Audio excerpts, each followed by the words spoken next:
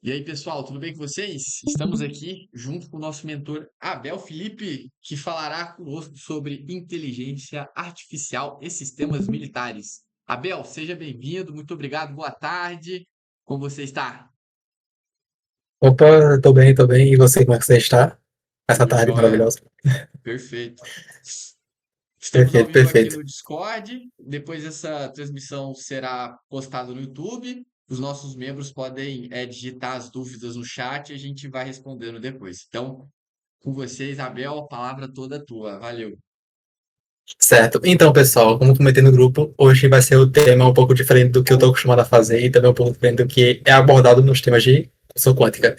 Eu vou abordar sobre inteligência artificial e sistemas militares. Ele vai justamente mostrar como inteligência artificial e computação quântica podem ser usados em sistemas militares, tanto em ofensiva quanto defensiva. Aí, para essa palestra específica, eu preparei algumas situações. É uma metodologia, né, para a gente fazer. Primeiramente, eu vou criar uma situação. Aí, para essa situação, eu vou aplicar um método. E depois, para esse método, eu vou mostrar a aplicação dele, né? Ou seja, temos a análise da situação hipotética, onde justamente a mesa se enquadra como uma ameaça. Nós vamos ter um conjunto de etapas para justamente atingir o objetivo da nossa situação, aquilo que nós queremos fazer. E o último estágio vai ser justamente, após a execução, né, mostrar, tipo assim, quais são as possíveis consequências ou então vantagens que aquilo poderia trazer ou então perder. Tem um aviso, né? Pelo tema da palestra, eu vou ter que fazer esse aviso aqui, né? Que é justamente que esse trabalho aqui possui um objetivo informativo. Então, não é visando, apoiando, incentivando a execução de nenhuma hipótese aqui discutida, tá? Porque é uma coisa muito sensível, então não recomendo. Não façam isso em casa, crianças. Obrigado. Agora, né, vamos começar a primeira a situação, né? Para duas situações para a gente abordar aqui hoje, sobre IA quântica. E justamente eu quero iniciar já pela primeira situação, que é essa daqui. Primeira situação. Imagine que você está, por exemplo, em São Paulo. Você está no metrô, né? E esse metrô você justamente possui vagões fechados, né? Que só justamente se abrem quando justamente você termina uma parada.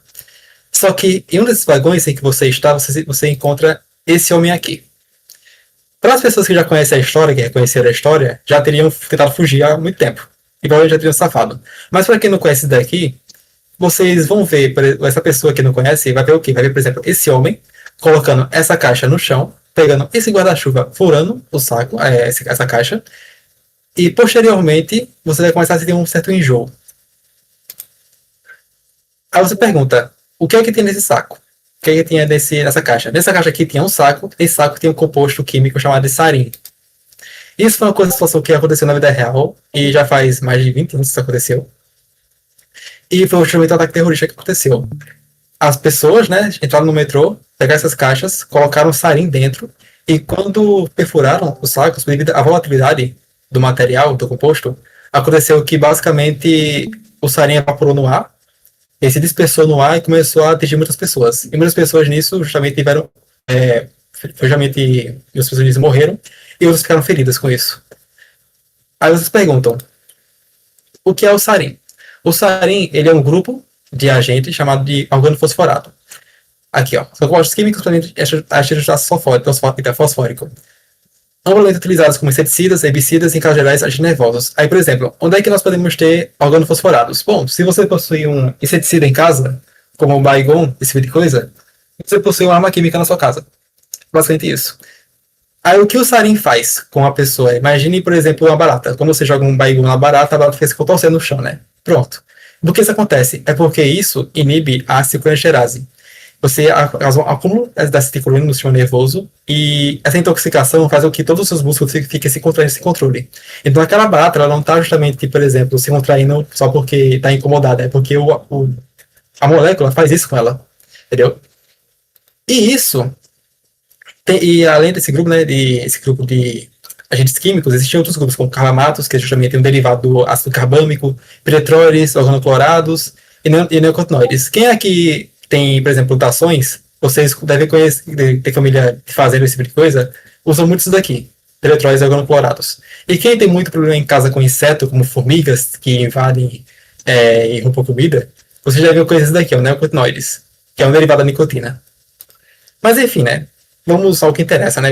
O que eu vou fazer é o seguinte: eu vou justamente pegar ensinar um pouco para vocês sobre a base da bioinformática, que é utilizada na questão de moléculas, e depois disso vou mostrar como isso é na computação quântica e na IA. Beleza? Então vai ser uma palestra um pouco mais focada nisso, para justamente mostrar as etapas de forma mais visual. Vamos começar pelos tipos padrão, né? Que é o X, que é justamente o tipo de variável que você coloca na frente, C50, que é justamente concentração em 50%. Temos aqui a efetiva, né? Que justamente ativa um bioativo em 50%, e aqui inibe em 50%. Isso aqui é justamente padrão, você encontra esse tipo de coisa em pesquisa sobre coronavírus, por exemplo. Mas o que nós queremos, no caso, é fazer moléculas tóxicas.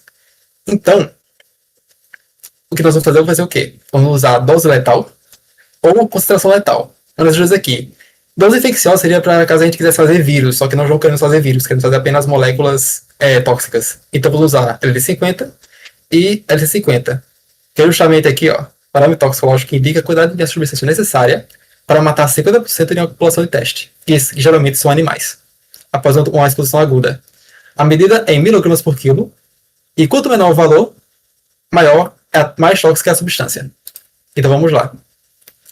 Para início de tudo, eu quero passar a vocês o Chambly, que é a fonte, onde nós vamos extrair as moléculas principais. É uma base de dados pública, que você pode, se vocês precisarem aí Chambly no Google de vocês encontram essa página aqui, vocês clicam no primeiro link e vai abrir isso daqui para vocês. É justamente uma página que contém 2 milhões de compostos, mais de 6 milhões de atividades, e tudo isso é gratuito, você pode baixar tranquilamente para usar para pesquisa. Aqui são algumas moléculas que eu coloquei, né, para vocês observarem, por exemplo, se vocês forem justamente em compounds, em compostos, e exibir em figuras, vocês vão ver várias moléculas desse tipo aqui, e cada molécula possui características específicas. Vocês vão, por exemplo, scores. O que são scores? São justamente características que aquela molécula possui, que justamente você consegue medir. Você pode ver, por exemplo, o LogP, que é muito usado para você gerar moléculas que metem lipofilina em uma molécula, que é a facilidade dela ser diluída em gordura. Você tem o KID, você tem o SAS e assim por diante. São várias métricas. Eu coloquei essas três aqui que são as principais utilizadas. O programa que eu fiz, ele faz o quê? Isso aqui é uma planilha que eu fiz, com dados brutos de 60 mil moléculas. O que eu fiz? Eu criei um programa que vai justamente filtrar moléculas LD50, que é justamente o que a gente quer, dose letal. Então, eu peguei justamente várias moléculas, nos dados brutos foram mais de 60 mil moléculas que nós tivemos, e vamos fazer justamente o etéreo, né, que é extração, transformação e loading. Vamos extrair esse composto através da API, vamos transformar esses dados brutos e depois carregar para IA. Aqui, ó, que é o objetivo que nós temos, ó. Então, aqui eu fiz um pipeline para mostrar para vocês o que nós iremos fazer. Nós pegamos o Chambly, pegamos a API, organizamos as moléculas com pandas, que é uma molécula que é justamente um framework do Python. Pegamos os smileys, que é justamente uma representação unidimensional das moléculas. Vou explicar isso de forma visual, para vocês verem. Aqui, ó. Nós temos aqui justamente smile.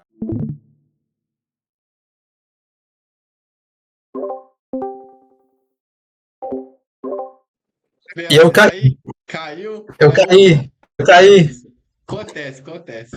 Voltei, galera. Calma aí. Deixa eu voltar aqui.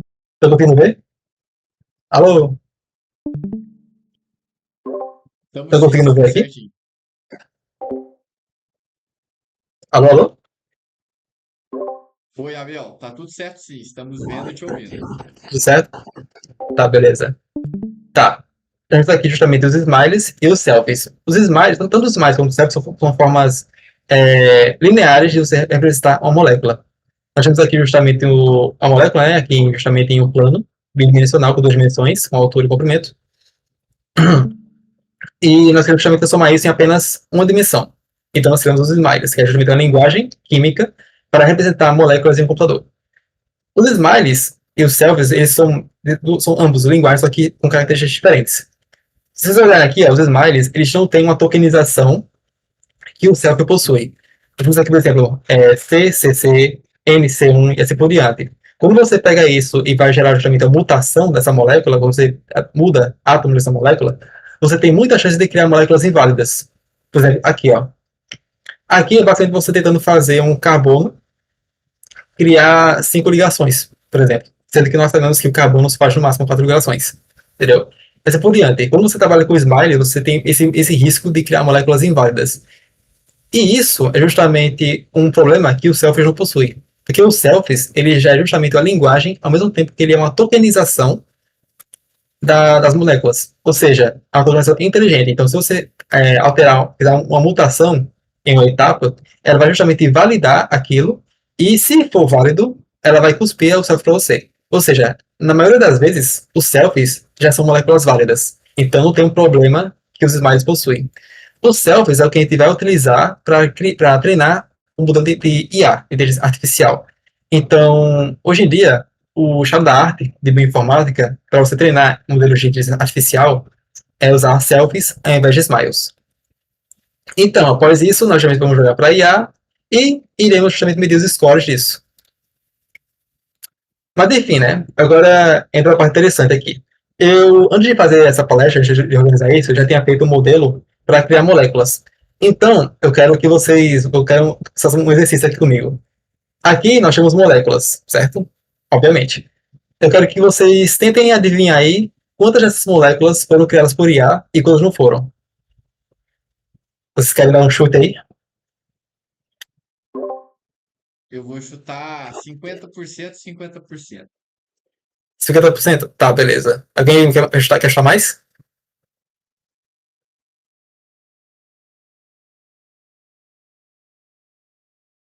Tá. Acho que o pessoal ainda tá se habituando. Tá, beleza. Então vamos ao seguinte, vamos começar primeiramente com as moléculas que foram criadas por IA. Quantas dessas moléculas foram criadas por IA? A resposta é todas elas. Todas as moléculas aqui que vocês estão vendo foram criadas por IA. Eu treinei uma IA para criar essas moléculas. E o que eu fiz? Vamos pegar aqui essa molécula aqui primeiro. Essa aqui de cima. Essa molécula aqui de cima foi uma molécula muito particular que eu achei. Por quê? Porque quando eu joguei ela no Protox, que é justamente um programa para você medir a toxicidade de uma molécula, deu esse valor aqui. 2 miligramas por quilo. Ou seja, essa molécula que a IA conseguiu criar, ela é mais tóxica que sarin. Pronto.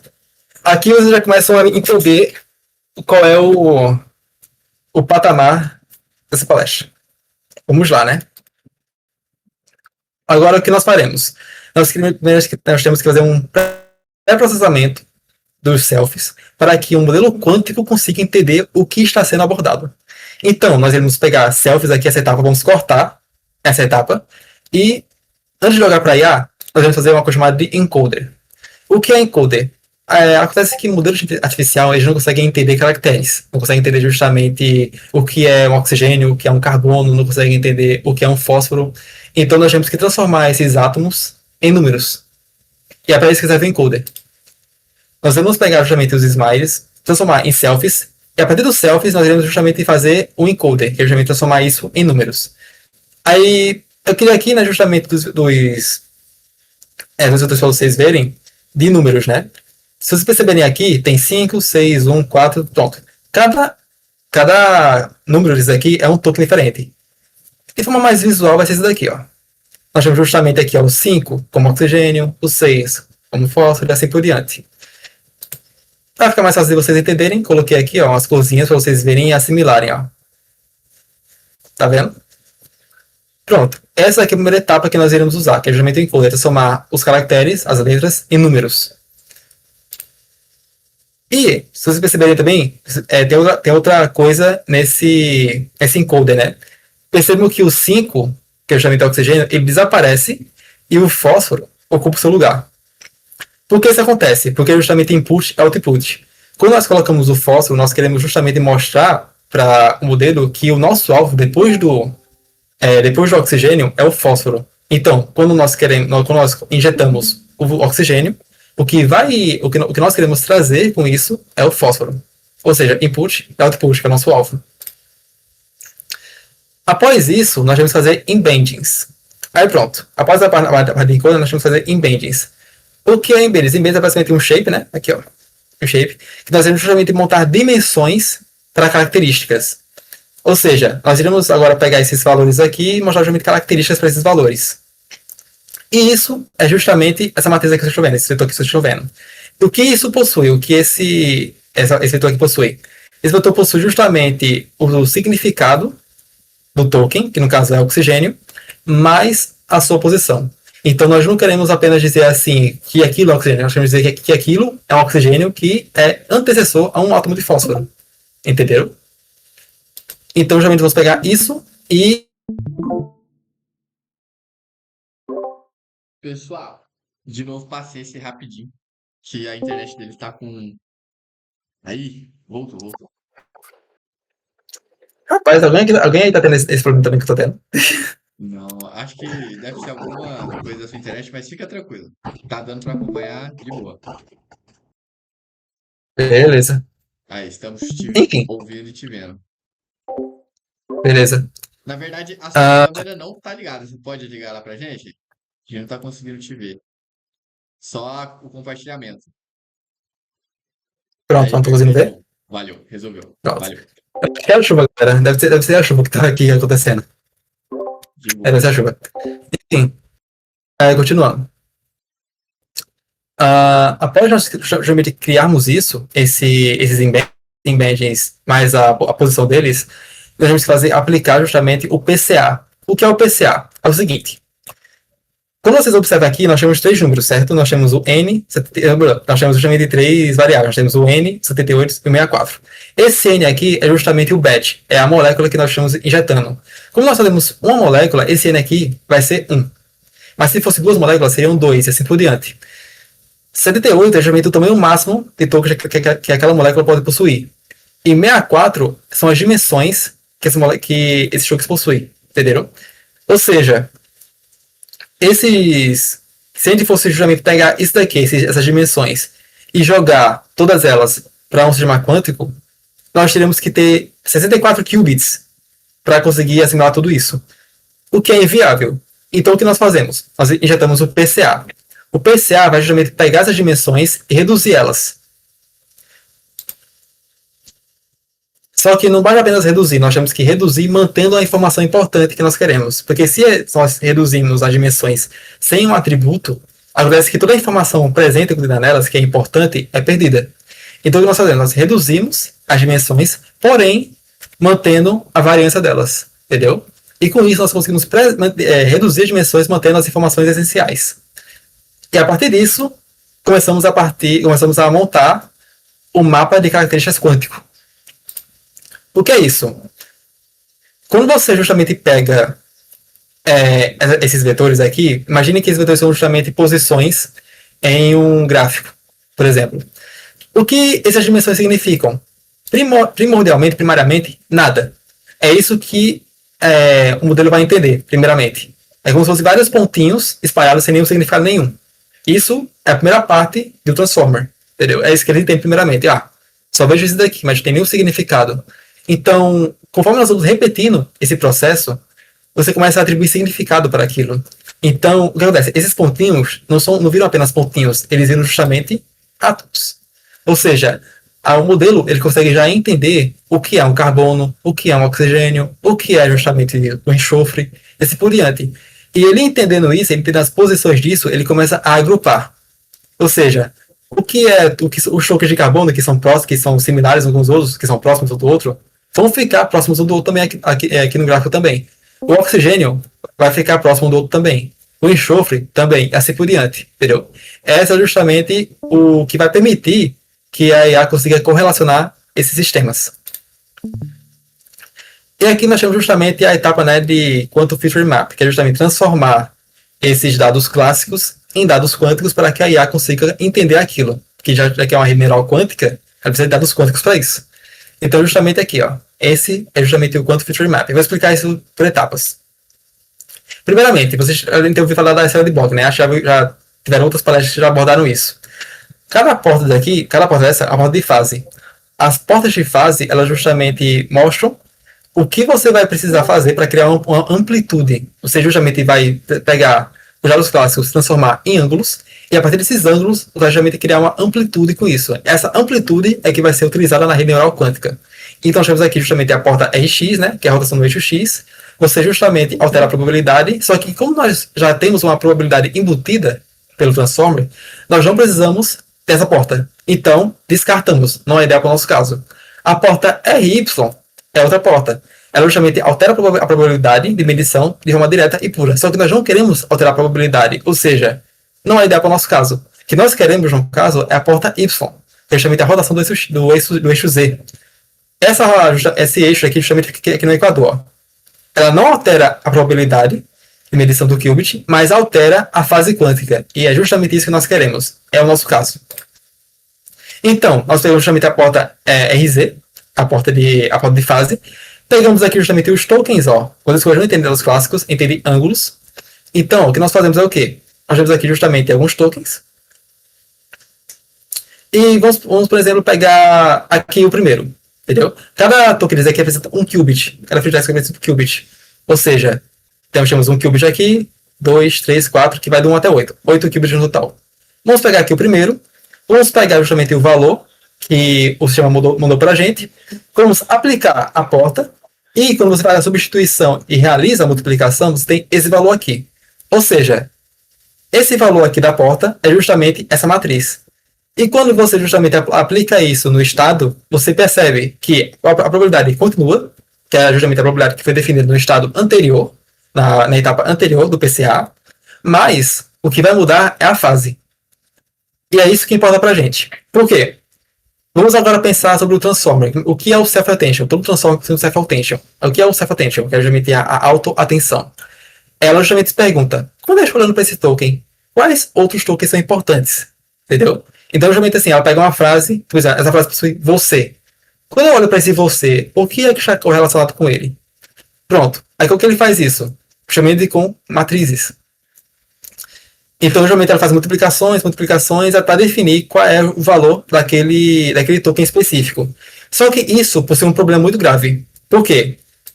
Quando você pega um token, quando você tem 1000 tokens, por exemplo, e vai comparando um por um, ou seja, você pegar o token 1, comparar justamente com 1, 2, 3, 4, até chegar em 1000. O 2 é justamente 1, 2, 3, até chegar em 1000. O token 1000 é todos, entendeu? Ou seja, no final, a complexidade disso é quadrática. É 1000 vezes 1000, entendeu? É por isso que transformers como o GPT são tão caros de você usar. Porque são vários cálculos desse tipo aqui sendo realizados constantemente. É muito caro de você fazer.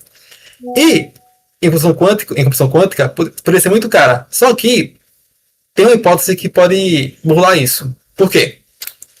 Aqui entra justamente, né, a explicação do QKV. Isso daqui é justamente o self-attention, a fórmula do self-attention de um transformer. Nós temos aqui alguns valores, né, algumas variáveis, que é o Q, o K e o V. E uma analogia muito simples, essa analogia aqui, inclusive, foi o GPT que me deu, né, montar uma analogia para mim. É o quê? Imagine que você tem uma biblioteca. Cada livro possui uma etiqueta e um conteúdo. Quando você procura o livro, a sua pergunta é a carry, as etiquetas daquele livro da biblioteca são as keys e o conteúdo é o value. Aí pronto, né? Aqui nós temos justamente a aplicação da fórmula. Nós vamos pegar o Q, a carry, multiplicar por K, e após isso nós iremos justamente jogar o T, que é o número de tokens que nós temos. E a partir disso, nós iremos montar justamente um score de atenção. Com o score de atenção, nós iremos atribuir o softmax, que é justamente um algoritmo de transformação, para criar justamente o nosso valor. Ou seja, agora a IA já sabe o que é aquilo e o que aquilo correlaciona com outro sistema, por exemplo. Deixa eu digitar aqui a cadeira. Pronto. Aí que entra a parte quântica. Por quê? Porque se nós pegarmos a distribuição quântica, que a gente pegamos aqui, é o softmax ele vai pegar esses valores aqui, esses valores, para serem ideais, eles têm que justamente somarem 100%. Então, se você pegar justamente isso daqui e somar, vai justamente ter 1.0, que é justamente o que nós queremos. Só que aqui, nós não estamos mexendo com transformers clássicos, e sim com transformer quântico. Então, nós vamos pegar isso daqui, fazer a substituição, que é aqui, ó, você remove isso, implementa isso, que é justamente a raiz desses valores, e com isso você consegue recuperar as probabilidades para jogar para o transformador quântico.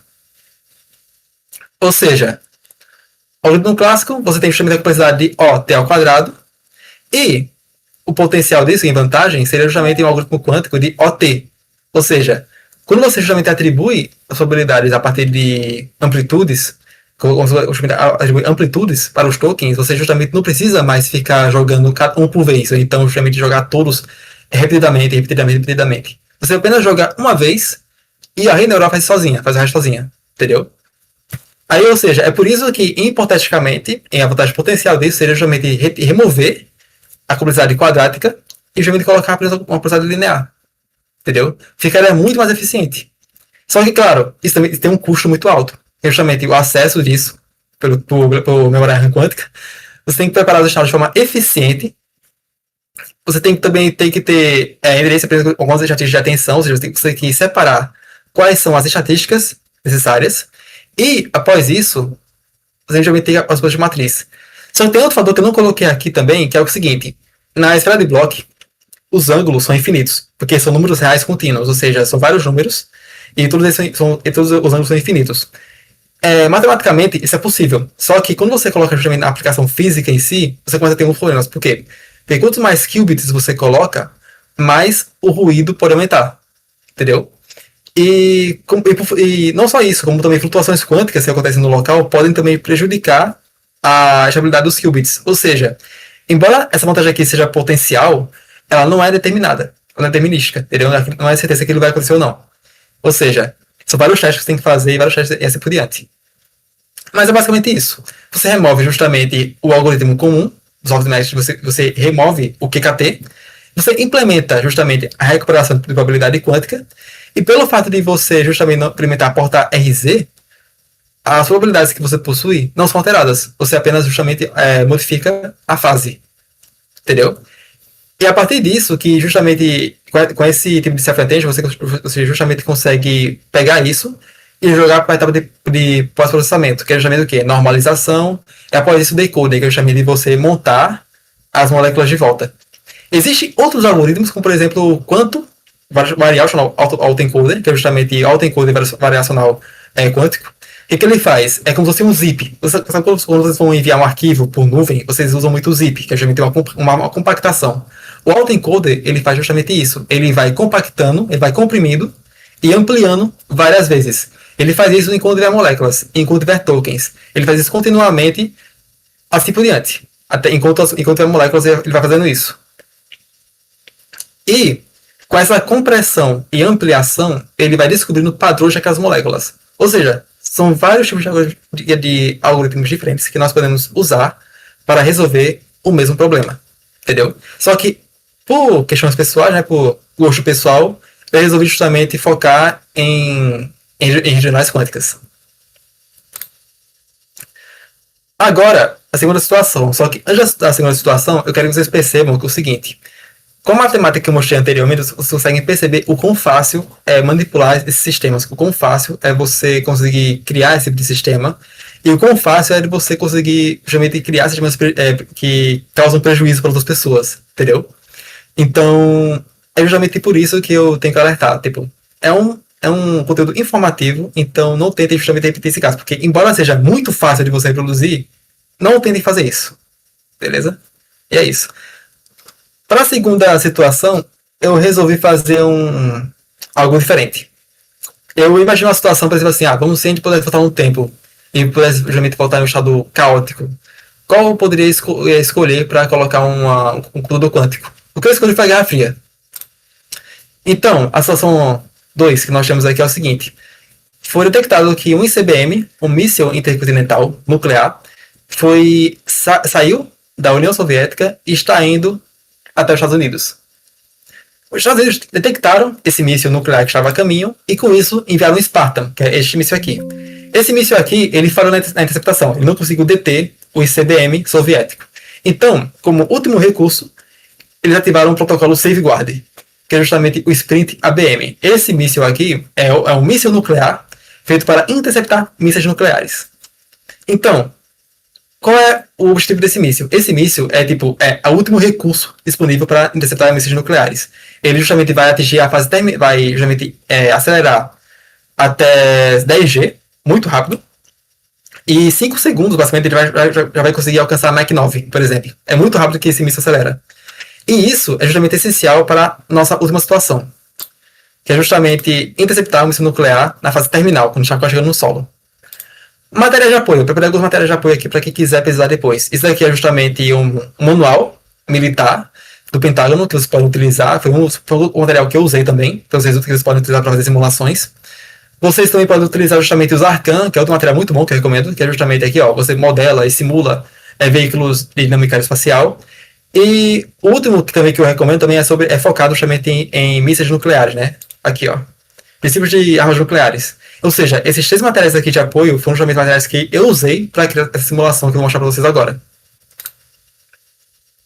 Nós temos aqui alguns dados que eu preparei para vocês. Ó, o míssil Sprinter deve ser lançado rapidamente, acelerar até de velocidade hipersônica, e após isso, né, ele tem que atingir esse míssil ICBM soviético. Temos aqui massa, diâmetro, estágios, enfim, tudo isso é necessário para a nossa última situação.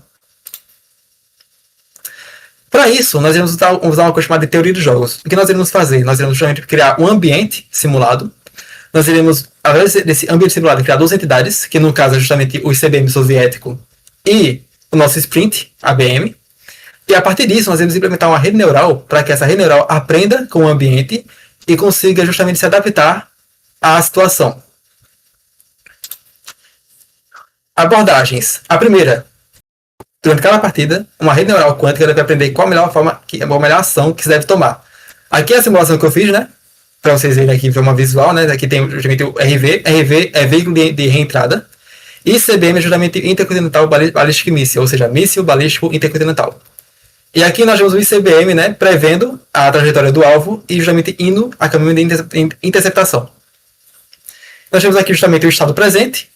Nós conseguimos, através desse estado presente, por ser justamente uma mecânica clássica muito com poucas variáveis, conseguimos dizer onde é que esse míssil vai estar no estágio futuro, e a partir disso enviar o sprint até esse estado.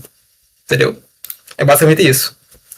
Eu coloquei aqui alguns cubes, eu reaproveitei a última rede, porque na última rede que nós fizemos nós tínhamos 8 qubits, cada um para uma característica. Aqui eu reaproveitei isso. Então, justamente aqui nós temos justamente o qubit 1, o qubit 0, né, que é o inicial, aí tem 1, 2, 3, 4, 5, 6, até, enfim, 8 qubits aqui no total. E cada um com um parâmetro próprio para dizer qual ação o míssil deve tomar, qual direção ele deve seguir.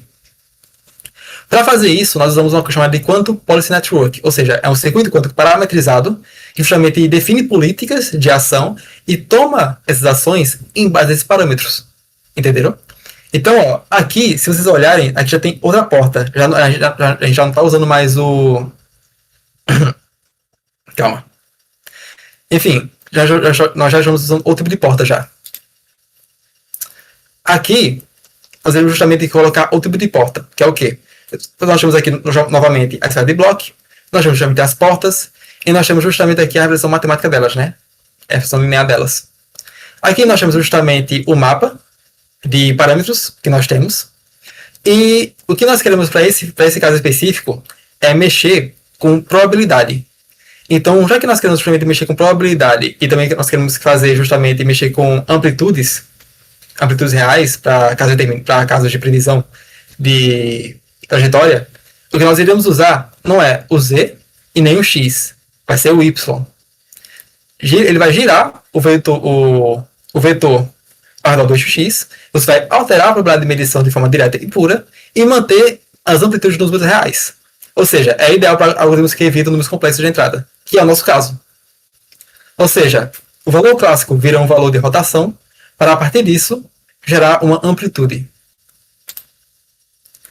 Essa foi a primeira situação que eu pensei, justamente, de montar uma rede neural quântica para justamente aprender a interceptar mísseis. Só que tem outro vetor que eu pensei também, que é o seguinte, é justamente algoritmos de busca. Por quê? Vamos pegar, por exemplo, o algoritmo de Grover. Quando nós temos um míssil indo na nossa direção, nós temos justamente a posição presente dele, nós temos justamente informações como massa, aceleração, nós temos informações como velocidade, nós temos informações como energia utilizada e assim por diante. Quando nós temos esse tipo de informação, nós temos um estado presente e nós temos uma forma de prever estados futuros. Então, a partir disso, nós podemos usar um algoritmo de busca para que, ao invés de nós aprendermos a melhor ação, nós podemos buscar a melhor ação, pois ela já está definida. Nós só temos que saber qual delas é a correta. entendeu? Ou seja, o algoritmo de Groover é um algoritmo quântico fundamental que aborda a problema de busca não estruturada. Ou seja, dado no grupo de N itens, em uma de verificar se um determinado item é aquele que você está procurando, o quão rápido você consegue encontrar o item desejado. Ou seja, é aquilo que eu falei. Nós temos o estado inicial, nós temos justamente o alvo que nós queremos, e nós justamente mandamos aqui, ó, pronto, encontre o que nós queremos. E jogamos o algoritmo de busca para resolver isso para a gente. A partir disso, nós conseguimos justamente criar uma interceptação de outras formas, com abordagens quânticas. Essa abordagem do algoritmo de Groover, ela não usa IA quântica. IA quântica é só isso aqui, ó, você monta uma rede de parâmetros para que a IA consiga entender, consiga aprender com aquilo, com aquela situação, e consiga justamente se adaptar de forma em tempo real, entendeu? Você vai treinando a IA e aí sim você executa uma simulação em que o estado é definido aleatoriamente, e com isso o sprint vai justamente ir até aquele estágio futuro para interceptar. E a partir disso já entra outro tipo de consequência, né? Por exemplo, nós estamos falando sobre uso da inteligência artificial em sistemas militares. Só que vocês conseguem perceber que não é só porque algo é militar que pode ser ofensivo. Da mesma forma que não é porque algo possa ser militar que pode ser defensivo. Sempre vão ter casos duplos, ou então do uso, para você fazer esse tipo de pesquisa. E para a abordagem de hoje, eu resolvi também pegar esse tipo de situação. Primeiramente, eu queria pegar uma parte ofensiva, que é justamente você pegar moléculas e criar armas químicas com isso.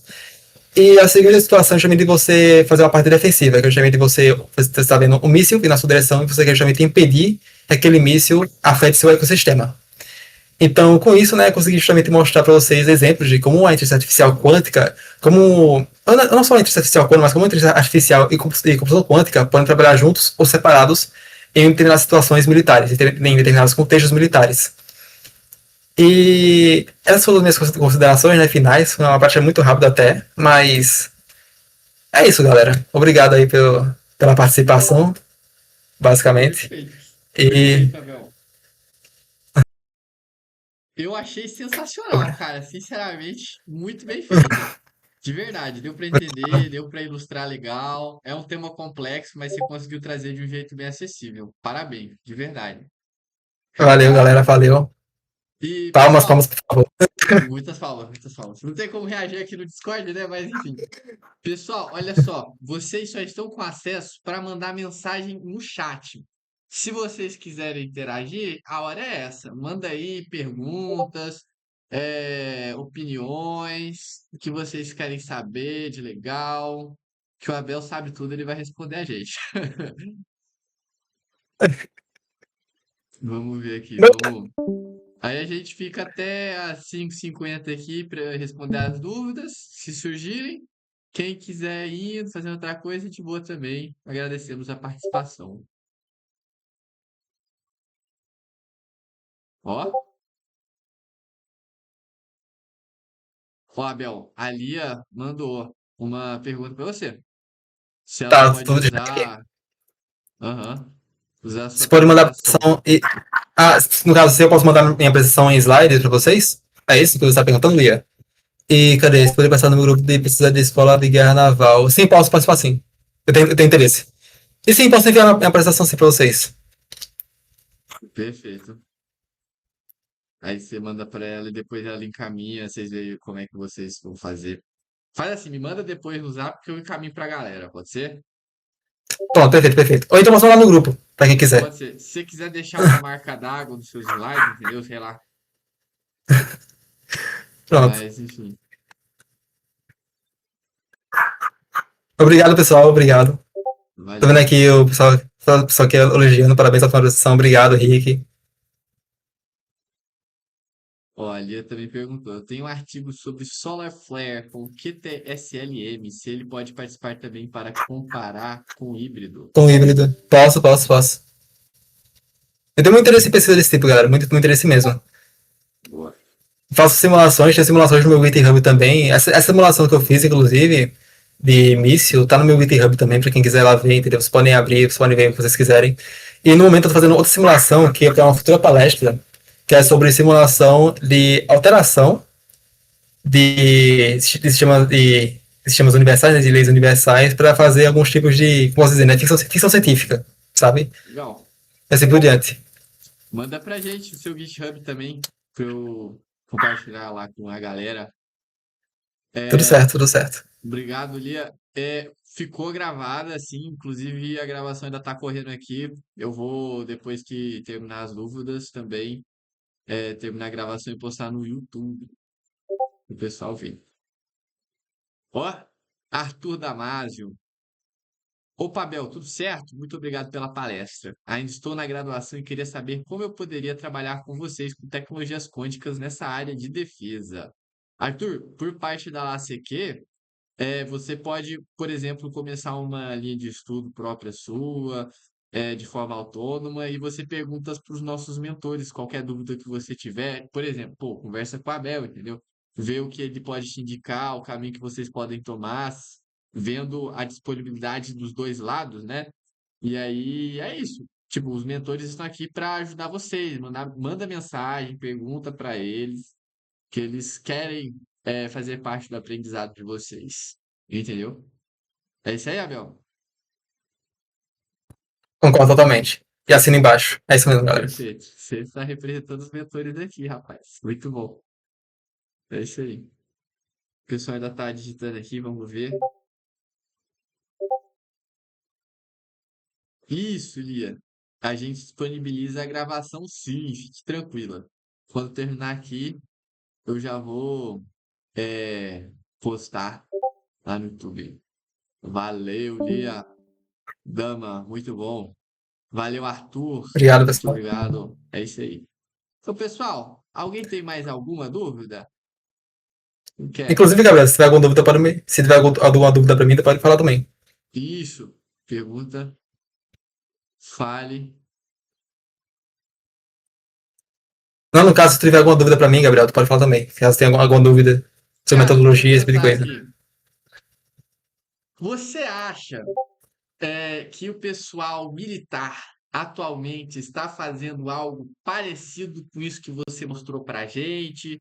É, onde que eu posso achar mais fontes sobre o que os militares estão fazendo, entendeu? Se eu quero me aprofundar mais nisso, nesse uso militar tecnológico. Bom, fiz uma boa pergunta e também é útil para outras pessoas também.